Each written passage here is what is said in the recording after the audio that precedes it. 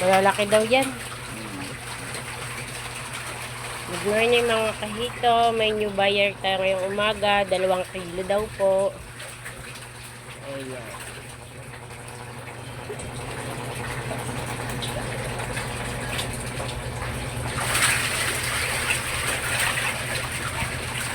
Dalawang kilo for today.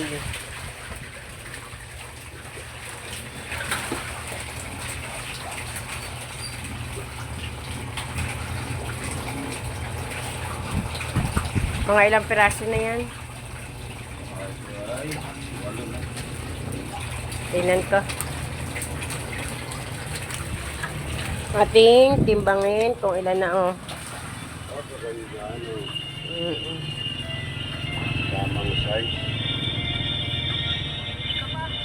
Sakto lang to pa. 311 na. 2 kilo na, 311 ang ating nabenta ngayong umaga. Oo.